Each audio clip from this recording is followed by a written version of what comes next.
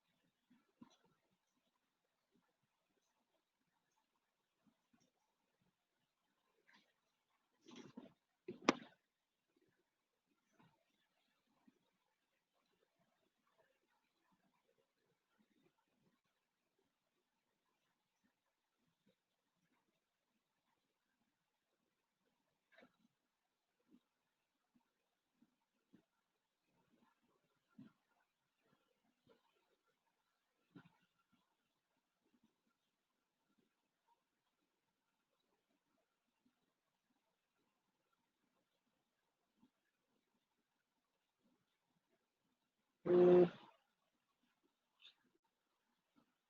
everyone. I hope you and your family are well and safe. Today is Tuesday, September 8th of 2020, and it's 9:30 a.m. here in India.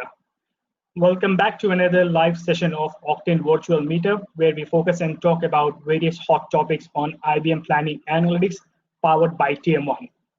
For those of you who are attending this session for the first time, I would like to let you know that we do these virtual meetup sessions every month.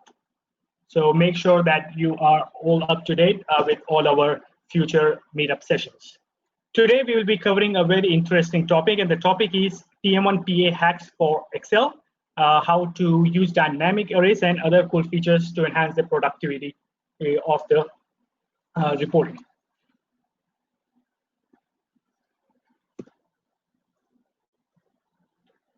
Okay, I would like to start the session, but before that, I would like to introduce a bit about myself first. My name is Amin Mohammed, and I work for Octane Software Solutions as Senior Planning Analytics Consultant here in one of our Hyderabad offices in India. I've been working for Octane since 2017, and in fact, last year we celebrated last month we celebrated Octane's 4th anniversary. I've been working with IBM Business Analytics Solutions since 2011, and I'm a IBM certified planning analytics developer. During my career, I had an opportunity to work both as in-house developer in Macquarie Group Limited, where I started off my career, and as well as go about to work as principal consultant in IBM before joining Octane.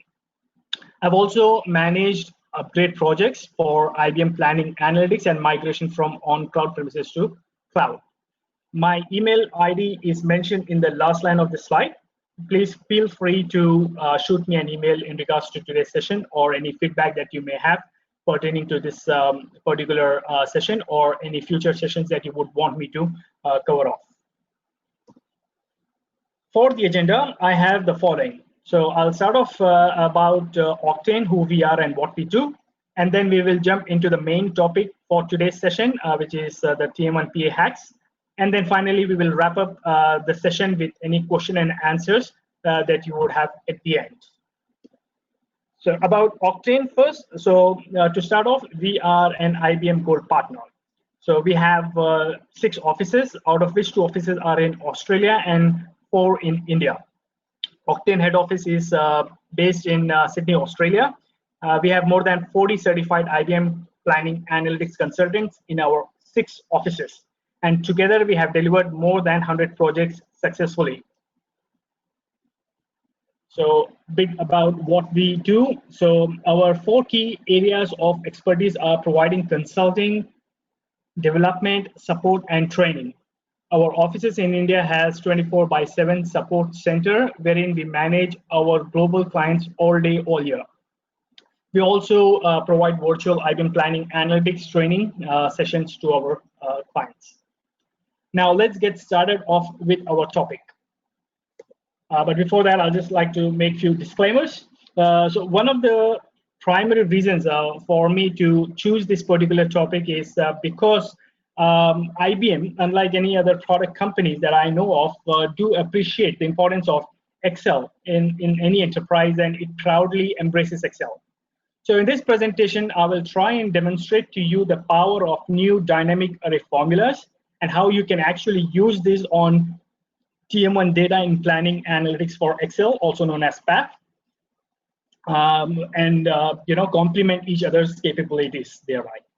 But before I start off here, so the disclaimer that I really have is to suggest that what I'm going to demonstrate right now here on dynamic arrays, few things can also just be done using MDX in planning analytics in certain scenarios. But just because it can be done using PAfE capabilities, it shouldn't just be done for the mere sake of it. But what needs to be really factored in and considered is the fact that whether it is the best way of doing things, or are there more simpler and more intuitive ways of doing the same using other capabilities, and in this case, using dynamic arrays. So that's what we'll be focusing on. The other disclaimer that I would like to make is whether the DA formulas are currently supported in TM1 web or not? And the answer is no, it is not. So the usability of this is currently only limited to PAfE. All right, so just keep that in mind. So with that being said, let's get started. As for the agenda, so I'll be attempting to cover the following topics. I'll start off with the introduction of the dynamic array functions. All right, just the basic introduction of that. Then I'll list the currently available dynamic array functions with its syntax. Then once that's done, then I'll also walk through some of the key considerations and caveats while we use the dynamic array functions, and a bit of a touch base on the importance of ampersand sign when using the dynamic arrays. And then finally, we'll move on to the demo where I'll cover the dynamic array functions and other PAfE quick hacks. Now, let's start with the introduction of the dynamic arrays.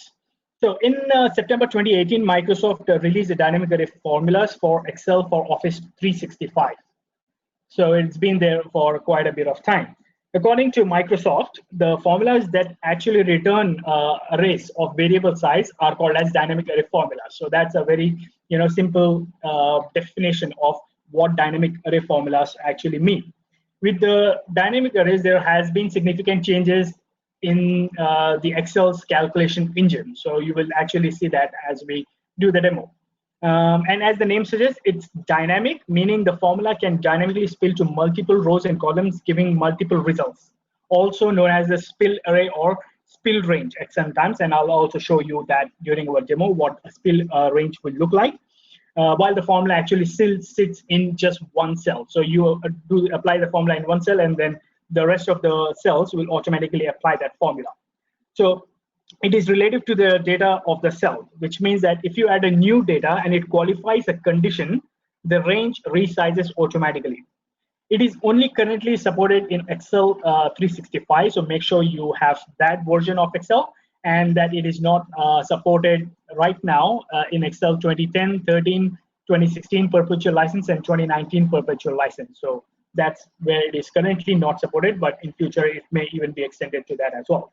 Now let's see how we can quickly test the dynamic arrays quickly in Excel to see whether your Excel is compatible for that or not. So for that, I'm going to go to the planning analytics for Excel. I'm just gonna log into one of the instance.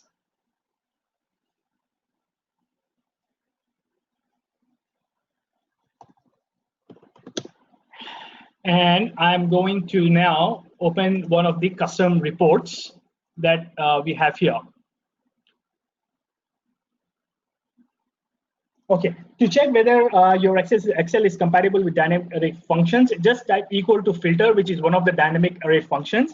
And if you see the filter function popped up in the formula list, then that means your Excel is compatible to use the dynamic array function. So if I just type in equal to filter, and if I'm able to see the dynamic array function listed in the drop-down below, then that indicates that you are using the compatible Excel version for you to be able to use the dynamic arrays. So that's one of that. Now let's see how the behavior of calculations are with the introduction of the dynamic arrays. So in column A, you would see that there are certain values, and in column B as well, there are certain values. And if you want to add column A with column B, traditionally you would just type in equal to this A1 plus B1. Oh, sorry, yeah, A1, sorry, equals to this plus that. And then once that's done, then you would simply just drag and drop the formula across down wherever you want to apply that formula, and then it applies there.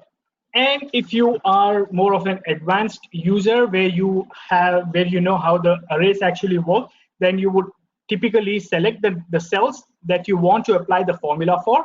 Once the cells are selected, then you would type in equal to sign, and then instead of selecting one cell, you would select a range of cells, all right, which you want to add with the another range of cells, and then you would enter CSC, which stands for Control Shift Enter. So if I enter Control Shift Enter, you would see that the formula had automatically spilled to the cells that I have initially selected, and you can see there is a curly braces in here to indicate that it's an array formula. So if I have to delete anything, it won't allow me because the functions are actually written on the top. So that's how you would traditionally write your Excel formulas. Now with the dynamic arrays, you can simplify that formula, writing the formulas by simply selecting the cells that you want to apply the formula for, and the range, actually not just the cell but the range of the cells that you want to apply the formula for, and then click enter.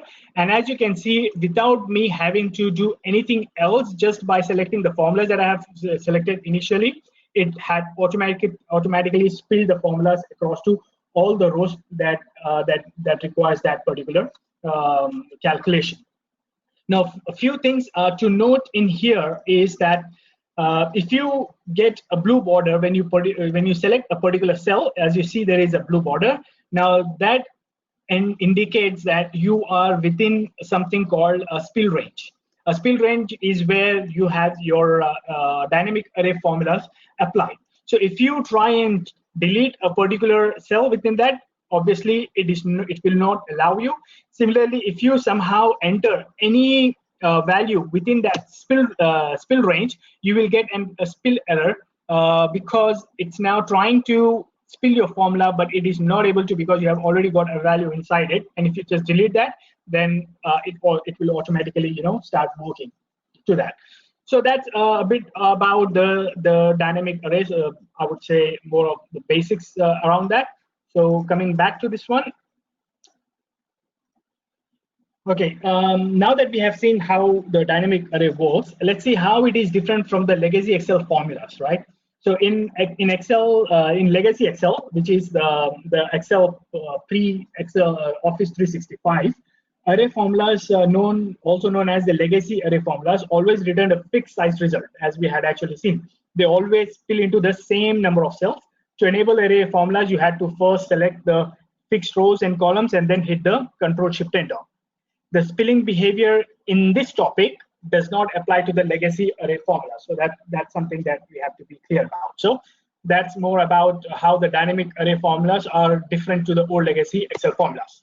Now coming to the next slide, which is the list of the DA functions. So right now what you can see, there are 6 dynamic array functions that are available in Excel 365.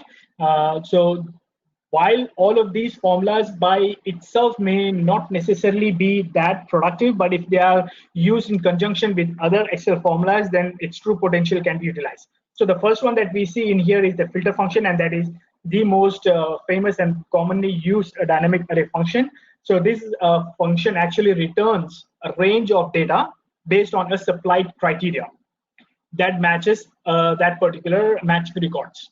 So this is similar to the VLOOKUP, if you know, except that VLOOKUP only returns one cell, whereas this returns multiple cells when you apply this particular formula. So that's more about the filter formula. So these are the arguments that it takes. So it takes an array, and then include is where you define the criteria based on which you want to filter your array, and what do you want to return if there are no results found. So similarly, you have got other dynamic array functions. I won't go into the details of it, but just to give you a bit of an overview of what all this filter function dynamic array function does. So the rand array function actually generates array of random numbers. So that's what the rand array does. Sequence is also a pretty cool function, which actually generates a list of sequential numbers in an array.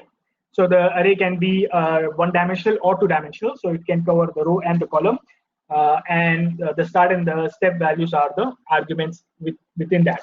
So similarly, we have the argument function. So this actually, sorry, we have got sort function, which simply sorts the contents of an array or the range that you select. So the way values can be sorted by one or more columns, so it doesn't have to be just one column. So that's what you can do. And similarly, you have got the sort by function, which allows you to, again, sort the range or array based on values from another range. So it is slightly different to sort, wherein here you can use another range to sort the current array that you have. And then finally, we have the unique function, which is a very cool function again. And as the name suggests, it actually returns a list of unique values in a range or in a list or a range. So those are the dynamic array functions, and we will cover each of these in our demo. Now, coming to some of the considerations and caveats when using the dynamic arrays, a few things to be mindful about is that the formula must be updated only in the origination cell. So as we have seen earlier, we only updated the formula in one cell and everything else failed. So it is slightly different when it comes to the actual behavior of how the formula works. So you have to only enter the formula in the origination cell, and everything else will work accordingly. And then you cannot directly copy and paste the values from a dynamic array. You have to use copy paste values. So that's another thing that is slightly different to how it is traditionally done. Blue border indicates that you are within the spill range that we have already seen. Formatting, unfortunately, isn't spilled. So if you have formula, and if you want to apply the formatting in one particular cell and expect the formatting to be spilled as well, right now currently it doesn't. So you have to manually update the formatting. So you can even use this spill range in the charts as well to make your charts dynamic as well at the same time. And you can declare the dynamic array as name range within curly bracket that I'll show you at some point later. So dynamic array functions can also be, so the dynamic arrays can now be defined as a name range as well. So now for the next slide, where we'll be covering the @ slide. So this is actually added by Excel automatically for the backward compatibility reasons. Now, initially it was called as single function. So this is normally prefixed before a formula automatically by Excel. It generates an implicit intersection when you open old file in the dynamic array Excel. So if you have a formula and you have had that formula in the old file, which is the legacy Excel file, and you wish to now open that in the current file in the Excel Office 365, then you would notice that there are certain @ signs prefixed to the formula. So it is already done by Excel automatically to prevent the formulas to inadvertently spill in the new Office 365 version. So that's what. So it is used to prevent the spillage and returns the value on the same row for the range that you have. And it also applies to functions like index, offset, and also to the name ranges when you open the old Excel file into the Office 365 or dynamic array compatible Excel version. And also, if you open an old Excel file in dynamic array, you will see ampersand, and when you save it and open the legacy Excel file again, the @ disappears automatically. So in the legacy Excel, you won't see the ampersand there anymore. So that's slightly more about the ampersand and how this is very important, and why you might start seeing this quite frequently in a lot of your formulas. So that's more about that. So now let's jump onto the demo. All right. So for that, I'm going back to this particular sheet here, and there is a custom report called employee detail. So let me just make sure that I'm still connected. Okay.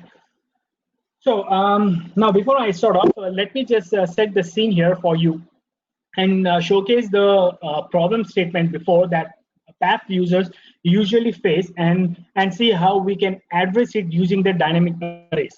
So what you are seeing here is a custom report that is built off in PAfE using the planning analytics cube data called employee. Now this particular employee cube has all the employee related details, such as the department the employee belongs to, the employee name, the current salary of the employee, and the joining date of the employee. And you have got two filters, which are the dimensions within this cube called year and version. And if you change the year and the version, obviously the formulas will the data will change correspondingly. Similarly, on the columns here, we have got two blue colored columns, serial number and organization. So these are the dimensions again of the employee cube. So we have got 1, 2, 3, 4 dimensions, and the rest of these gray colored columns are nothing but the measures. So as you can see, there are DBRW formulas for each of these particular cells. So so now that this is what the data is, it is what we actually see. This is more of an employee data, but it does not necessarily have to be this data. It can just be any transactional data that you have in your planning analytics that a user can drill down from summary cube, say, to a detailed cube. We typically have 8 to 10 measures easily. So the transactions all will be probably as measures, and you can see this particular data over here. So it can just be any data. Now with this data set, if a user now intends to do some slice and dice, it is practically impossible to do this in PAfE. So what do they have to do then? The only way for it to work is that they have to add these measures as dimensions now in a cube and perform analysis on this, from which, from an end user's perspective, it is really out of their scope, and they had to seek technical team's help to be able to do that, which may take up to 2 to 3 days to release it to them. Now, this is what I say is a problem statement, and this is where the power of dynamic arrays comes in, that tackles this very problem, where you no more have to rely on your technical team to be able to get meaningful insights out of this PA data. So one more point is that while this is a custom report, this can just be a dynamic report for that matter, or an active form, and you can still do a lot of analysis on top of this data that you see may not be easily be done using the PAfE capabilities. So let's get started. So for the starters, I would just simply like to get a unique list of the employees from this particular table, and sort them in a ascending order. So for me to get a unique list, I will use one of the first dynamic array formula called unique that we have seen earlier. So as the name suggests, so it's going to return me unique list of the array that I select here. But before I do that, just to let you know, I've actually created few of the name ranges for each column over here. For example, for organization, I've created a name range called PS Orgunate that highlights all the organizations within this particular report. Similarly, we have a name range called department list for all the departments, so forth and so on. So similarly, we have got one for employee, current salary, and so forth. The reason why I've done that is so it is easier for me to use this in my formula. So rather than selecting the range, I'll just select the name range, type the name range, and that makes it more faster for me. So back to the formula. So if I have to get a unique unique list of employees, I can just type in unique, and the first argument that it asks is the array. So array is exactly what you want to return back into your formula. So here I'm saying to get me a unique list of employee from the employee list. So as soon as I do that and hit enter, bang, it actually gives me all the unique list of employees now automatically. And say right now it is all unsorted, and if I have to sort this in a descending order, I can just simply wrap it up under sort function, which is again a dynamic array function. And again, the first argument that it asks for is the array. So unique function already provides me that array. So I'm just gonna wrap up that unique function within sort, and then simply close the bracket. So there are other arguments, but they are right now optional. So I'll just leave it at that and simply enter. And you can see once I have used the sort function, it has now sorted.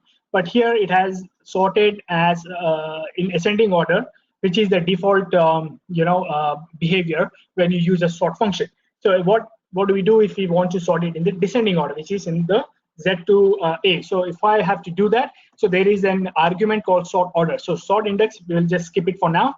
Then there is something called sort order. Now this is where you can define one is by default, which is ascending. If you don't define anything, then it is ascending by default. And if we have to sort it in descending, I'll just put it as -1 and hit enter, and bang, we have got all our employees sorted in the descending order. So it starts with Z to A. So that's a very simple, way of how you can use the dynamic array function. Right now, let's say we want to get not just the employee, but also the employee salary additionally in this particular function. So in this particular report. So to do that, I'm now going to use another dynamic array function called filter. So in this one, again, it prompts me what is the array that I want to return. So here in this case, I'm going to say I want the employee list right up until the salary. Salary is the column next to the employee. So I'm just going to put a colon and then type in the salary list, which is going to select all the salaries for me. So this is what I want to return. And I have to provide a criteria. So I'm saying the criteria basis on which it should filter is where the salary is not equal to 0, right? So that's my second argument. And the third argument, which is optional, which is what is it that you want to return if no results are found. So here in this case, I'll say no data, for example, and then I hit enter. So as soon as I do that, you can see that I now have the data for employee and the corresponding salary just by writing the formula in one cell, and you have all the data, provided to you in one go. So that's how you can use the filter function to be able to get the results quite quickly and in a more simple way. Now let's say for the same data that we have, okay, and by the way, so this data is dynamic. So anything that changes over here would automatically reflect into this particular table in here. So if I just say the salary from 90,000, I'm just changing it to 80,000. Here you can see that the change has automatically reflected into the array function here. So all the changes that you make, in fact, if I select from the drop down here 2019, which is going to give me all the 2019 data, my dynamic array report will automatically update accordingly as per the selection that we have. So it is in live connection with the TM1 data. So any change in the TM1 data will automatically reflect in here as well. So while we have this data, now say we have to sort this data, this time by salary, okay? And I want to sort it in ascending order. Now we have already seen what is the function that we have used earlier, which is the sort function. All right, so I'm going to use the sort. And for this, again, the first argument is the array. So the filter function is going to give me the array that I need. And in this case, we know that this particular dynamic array report has got two columns, column number 1 and 2, because it's got the name and the salary. And we want to sort by the salary. So here is where I can use the sort index column. So for the argument, and I can pass 2 because I want to sort by salary. And if I say want to sort it in descending order, I'll just pass it as -1. And now all my employees are sorted automatically basis on the salary. So the higher the salary, the employee name would be listed out over here. So that's just a quick way of how we can get the data out in our report using the dynamic array functions. Now say we have to provide some advanced filtering in here, wherein we want to just get the records or the employee whose salary is greater than X. All right, so let's say we have to do that. So for doing that, I can simply update my dynamic array the criteria. So I still want to get the employee and the salary, but in here, rather than my salary being not equal to 0, I'm going to say my salary is greater than or equal to whatever the value is in this particular cell. And then I'm going to hit enter. So here right now it is 0, so it's going to bring everything. But if I say, give me all the employees with the salary whose salary is greater than 100,000, so my list here has automatically now shrunk down to those employees which has got the salary which is greater than or equal to the salary that I have selected over here. So that's just one way of doing that. Similarly, right now what you see here is all the employee information for all the organizations and all the departments. So say now you want to also filter this further, or rather you want to now filter this basis on a particular organization that an employee belongs to. All right, so that is also a very classic way of analyzing the data that you have. So for doing that, what I'll be doing here is I'm going to create a data validation wherein I can just select a department from this list, and whatever department I select, I want my dynamic array report to then get updated basis on that particular selection. So for doing that, let me just first get all the unique departments, all right, in this particular column. All right, so these are all my unique department, and let me just sort it so that I can get everything in the ascending order. So I get all the sorted department list here. So while I'm doing this, I might just do it for the organization as well. So I'm just gonna say unique and PS organization list and enter. And yeah, I'll just leave it at that. So now that we have these two lists available, now let's see how we can use this in the data validation pretty easily. So if I have to add a data validation, I'll go to data tab, I'll add data validation. Here I'll select list, and here is what I'll have to select the source. So here, rather than selecting all of that, I can simply select the topmost cell where I have entered my dynamic array function, and add a spill or a hashtag after that. So what this hashtag does is it actually converts that into a spill array, spill range reference, which means that it's now going to include all the results within that particular spill range. So that way I don't have to select all of it. I just simply select that, and once I see that, so here you can see my data validation. Now it takes into account automatically whatever is in the spill range of this particular cell. Similarly, I do the same for the organization as well. Well, I'll select this, and here I'll say, all right, I want to get this, and I want to spill it. So I'm just going to put it under, I'll just put it in the hashtag, and then bang. So I have got this particular information here. Now, let's say I want to filter my employees by a particular department. So here, again, I'm going to keep my array argument as the same because I want to get the name and the salary. But in my criteria, now I'm going to say, bring me all the departments which fulfills the criteria basis on this particular cell value. All right, so now you can see that it has reduced down to this particular department that we have. So if I select IT now, so it now gives me all the employees that has got IT as the department. So this seems to be pretty straightforward so far, right? So we have just selected one argument as our criteria, and then that actually does the trick. Now, what if you had multiple criteria basis on which you want to filter your data? So now let's say you don't necessarily just want to filter the list of your employees and the information corresponding to that basis on the department alone, but also the organization. So here is where we can use the and or operators within the criteria of the filter function. So to write an and condition within the dynamic array filter function, you have to use the multiplication sign. And if you want to use the or condition, then you have to use the plus sign to apply the or condition. So in this case, what I'm saying here is to get me the finance, the employees that belongs to finance, and the employees that also belongs to Maryland organization. So for that, I'm now going to filter my criteria to add multiple conditions. So my first condition remains the same, which is that the department should be finance.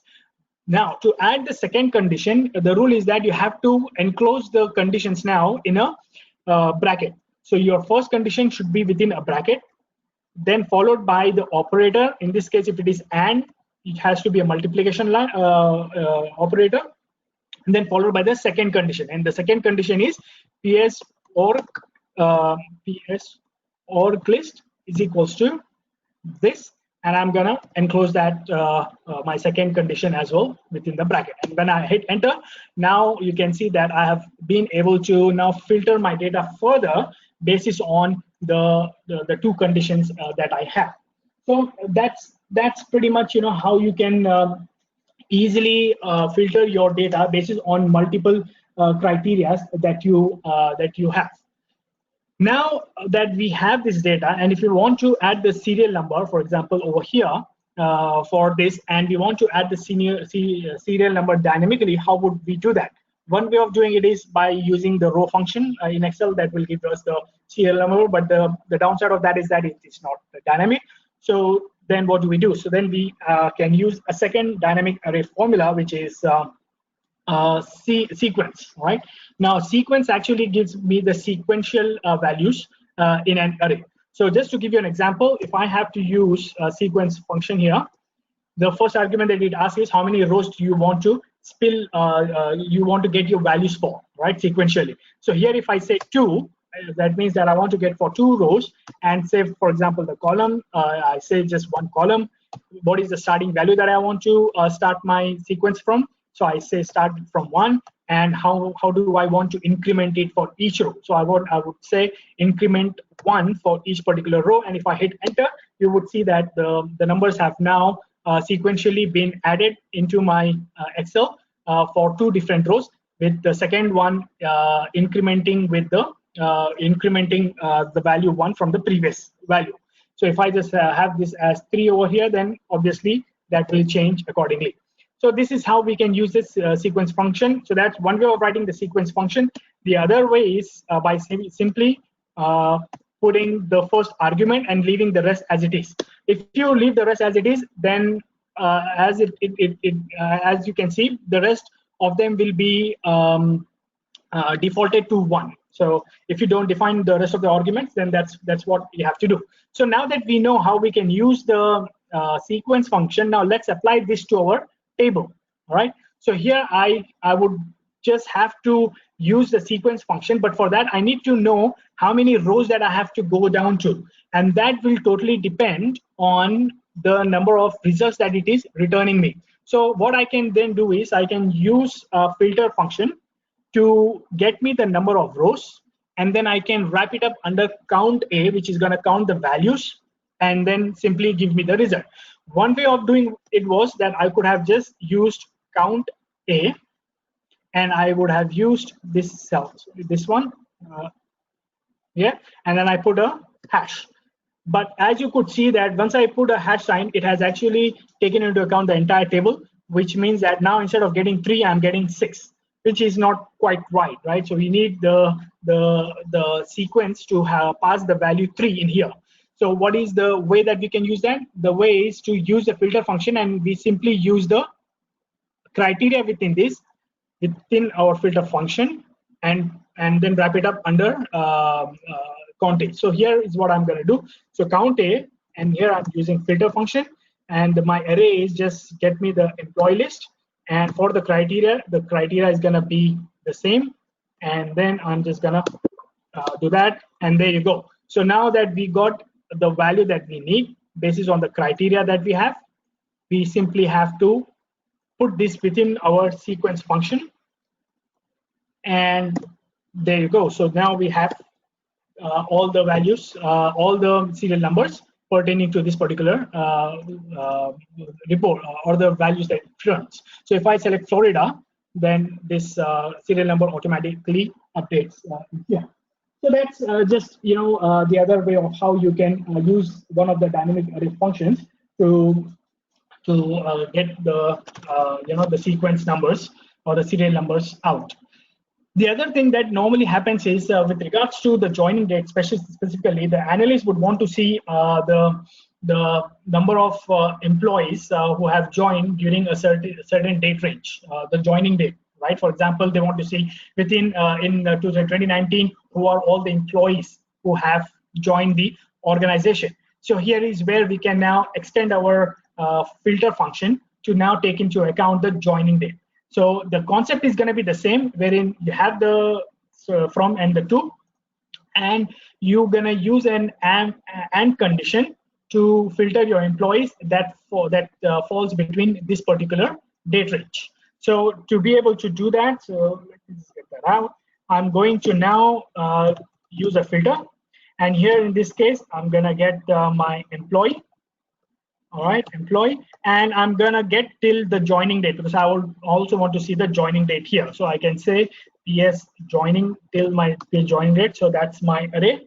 And for the criteria, I can say that get me the date which is greater than or equal to from date and less than or equal to the to date. But the catch here is that the date in planning analytics right now is stored as a string. So we have to convert that first as a number and then use that in our condition.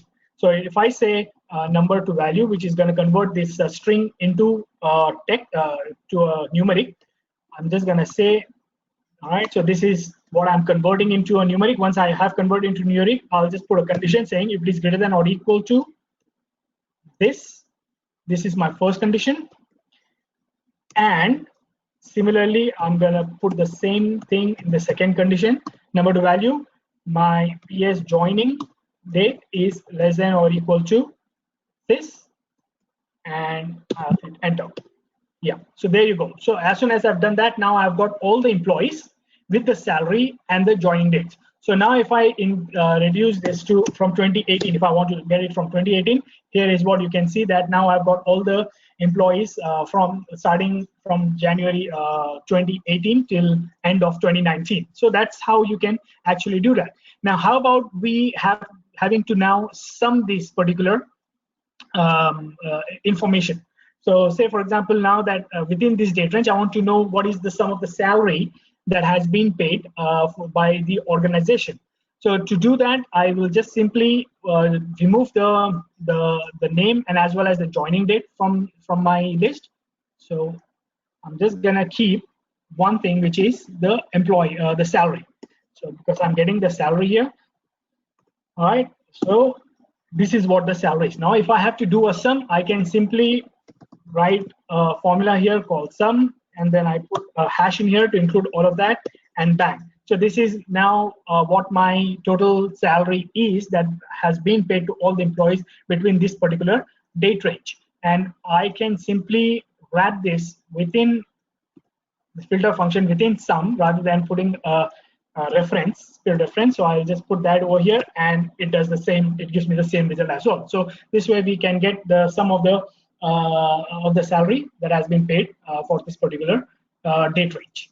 So now the other thing that we have that we can also do on top of this data is the analysis of how we can quickly get the highest and the lowest. So here what I can do is I can get the highest value by using a large function, and here my array would be this, and here for using the large function I can just pass the value as 1, which is going to give me the highest salary over here, which is 113. Again, I can simply wrap this filter function within the large function rather than just using that as an array. So within this array, I'm saying get me the largest value. So it has given me that particular largest value. So like that, you can actually do a lot of analysis or rather different types of what if analysis on top of your data that you have in planning analytics.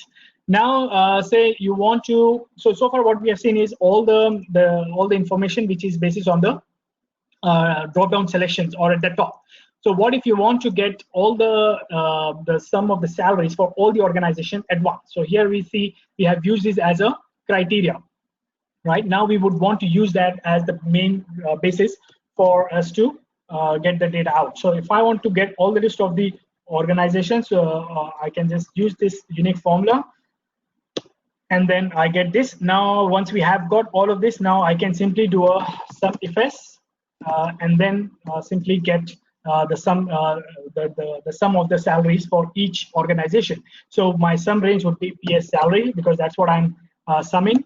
And my criteria range would be my PS org list, and my criteria would be the organization that I want. And I'm going to use a field reference over here, hashtag, so that it actually does it for all at once. So that's pretty much how you can easily get the data for all of that. So this we have seen for one particular row, right?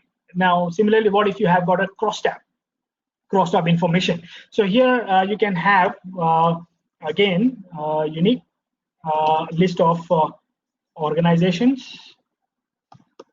All right, and here I have on the columns all the unique list of departments.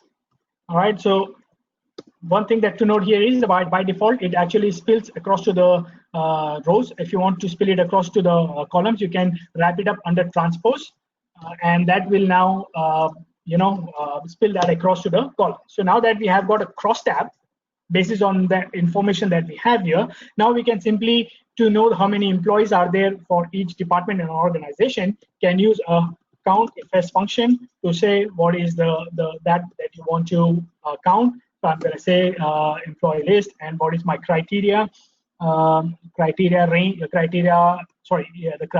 organization, the PS org list, and my criteria is this.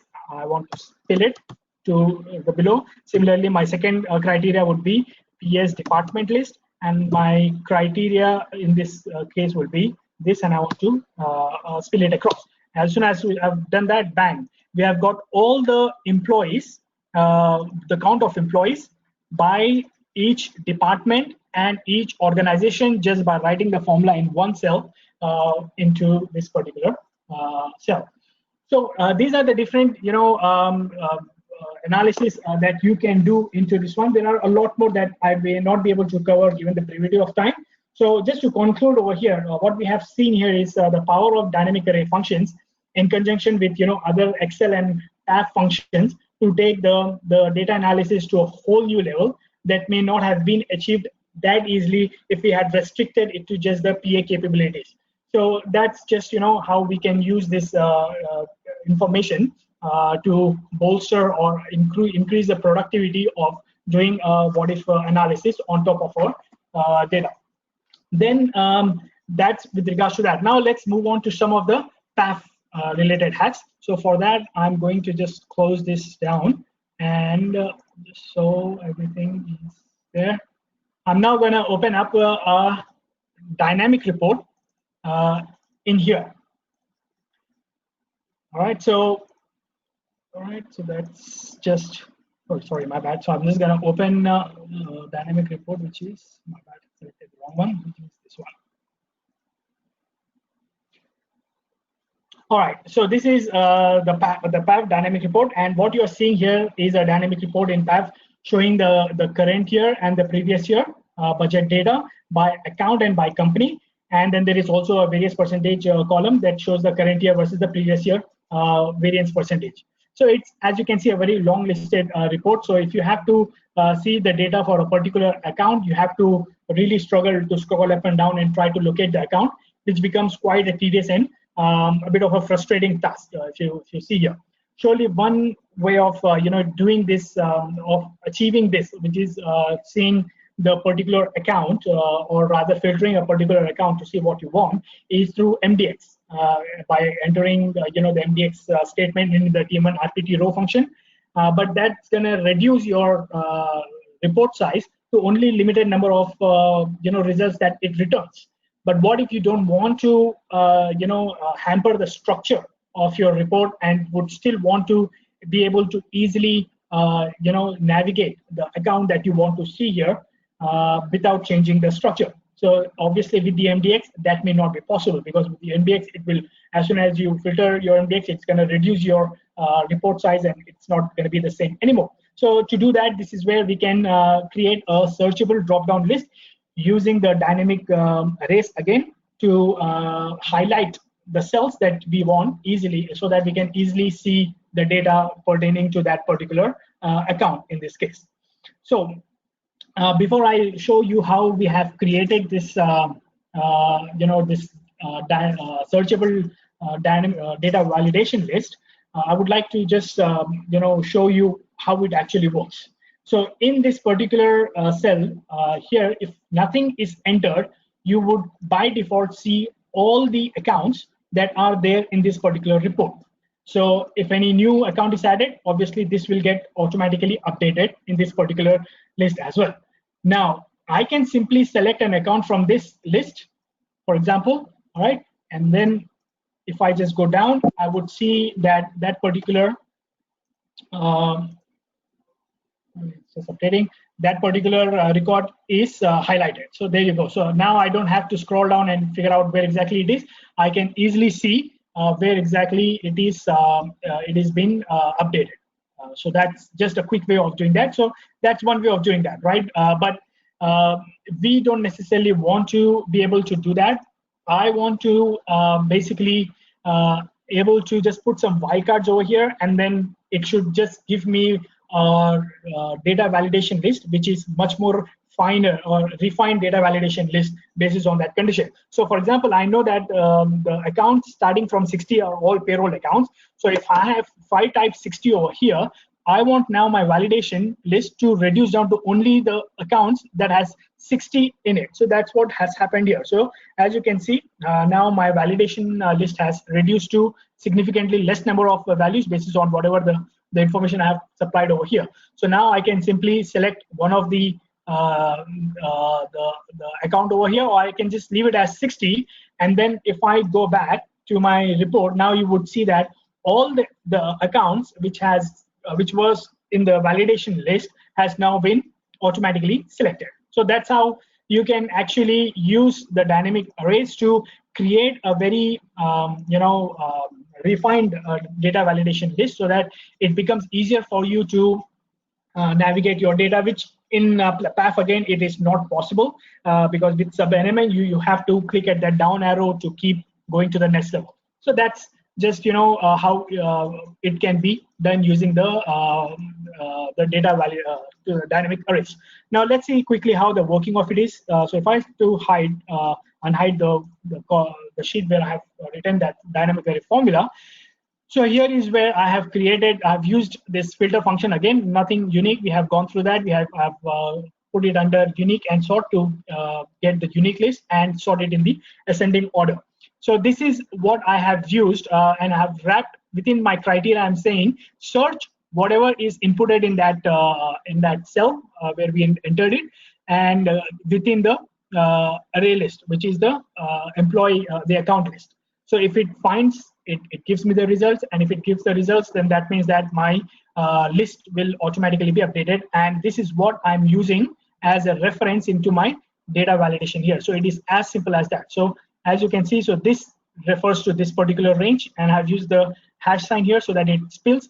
So this is dynamic. So if it reduces, the size over there also reduces, and that's how we have built it. And then I have used some formatting the conditions over here using COUNTIF to give me the values, and if it gives me the values, I'm defining a value against it, and I'm updating the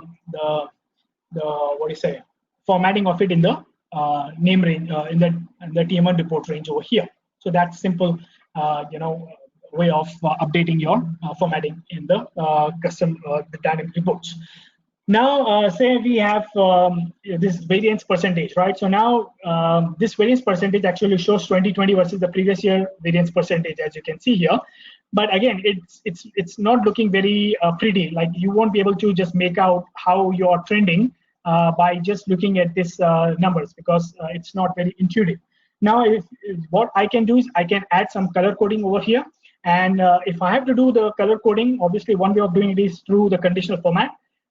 But it's not the wisest thing to do when it comes to the dynamic reports to apply the conditional formats on that one, because it doesn't just go well with that. So the other way of it is to do the same, which is achieve this color coding by using the custom format. All right. So now here is what I can just go through and then show you how we can use the custom format. So here is what you can see, the same information that I have here, but here I have color coded into 3 different colors. So orange or amber for certain values, green for certain, and the red for the certain percentages. And how did I achieve this? By custom formatting, as I have shown you here. So here, this is the formatting that I have applied onto all my cells. And in my formatting, I have put conditions. So what the conditions are: to color the value green if the value is greater than or equal to 0.17, all right, and then wrap it up or format it as a percentage, that particular value. Similarly, color it red if the value is less than 0 and formatted it as percentage. And similarly for anything else, format it as an amber. This is a color code for amber, and then format it as the percentage. So that's what I have used, and that way, without doing anything, and touching any data validation, I was able to get the desired results. Now, also, if I have to add the traffic lights to make it more intuitive, I can do the same. As you can see, the same thing. I'm now showing the traffic lights against it. Again, the concept is the same. If you see this is the formatting that I've applied, except that instead of formatting it as a number, I'm now putting some symbols over here so that it actually shows it as icons rather than the numeric value. So here is what I have used it. And you can actually get a list of all these icons just by putting, typing window key plus the dot, and that's going to pop up you all the icons that are available that you can easily pass on to your formatting and have it there. So right now what I did was I used this particular one symbols, and I went and chosen these particular symbols from here. So that's how you can probably leverage the custom formatting within the Excel to able to achieve some very desirable results without having to go to the length of using conditional formats or whatnot. So this is as simple as that. So to conclude, what you have seen so far is how we have applied the formatting here without the need of conditional formatting. And also we have also seen how to create the searchable drop-down list using the dynamic array functions, which otherwise is not possible in the planning analytics for Excel. So this is all what I wanted to cover. Obviously, there are more data analysis that I would have wanted to cover, but due to the period of time, I'll just stop it here. And I will now open the floor for the question and answers. Thanks, Amin. I think we have got a few questions. I just want to a few number of questions. I think probably you can answer that. The first question we have got is, can these functions be used in TM1 web sheets? So yeah, so that's a good question. So as I've put a disclaimer earlier itself, it will not work in TM1 web. Obviously, in TM1 web sheets, if you're opening it in Excel, it will work as normal. But if you're trying to leverage this in TM1 web, as yet there is no support for it. So the answer is no. And the next one is, will it work in PA workspace? In PA, well, again, in PA, you will ideally be publishing your web sheets or accessing your web sheets in PA. So PA is just an interface. At the end, right now, you are still accessing the web sheet. So it stands true, whether you're accessing it on TM1 web or in PA. So it's one and the same because you are still using the web sheets to access that. Okay, the next question I have is, will this filter also work on active form? Yes, so the answer is yes. It actually works, and that's what we have actually seen here in my other report. So this is an active form, and I have actually used this filter. So this PS account list is based on this particular list that we have here. So it actually works on active forms. It works on dynamic reports or slice reports or whatever it be. So, got a couple more questions. Can you use this in Excel tables? This dynamic. Yes, you can. Yes, it actually works pretty good in Excel table. If you have to use it, then yeah, that's I think the right place where you would want to use this file. And the last question I have is, how different this is in terms of using MDX statements? So that's what I'm saying. So with the MDX, number one, there are few limitations as to what can be achieved with the MDX. So all this analysis that I have shown you over here in this employee detail sheet, nothing can be done using the MDX. Anything that you want with this data structure that you have, you won't be able to. The only way that you would be able to use the MDX on this kind of a data set is to create these as number one, the elements, the dimensions, and then apply the MDX. Even with that, you'll still be hitting some limitations as to what extent you can use this. So that's my answer to that. Sure. Thanks. I mean, that's all I have. So you can wrap it up. Finishing okay. points. Sure. So I think to conclude, Yeah, thank you everyone for your presence. I hope the session was very productive and useful. It would have given you a new insights or new ways of how you can, add more productivity to your reporting using the dynamic arrays on TM1 PA data. And just to remind you that we have these virtual meetup sessions every month. So just keep yourself updated to our next meetup session, which will be the next month, hopefully on the same date. So I'll hope to see you all then next month. Please be safe and take care of yourself and your close ones. Enjoy the rest of your day. Until next time, bye.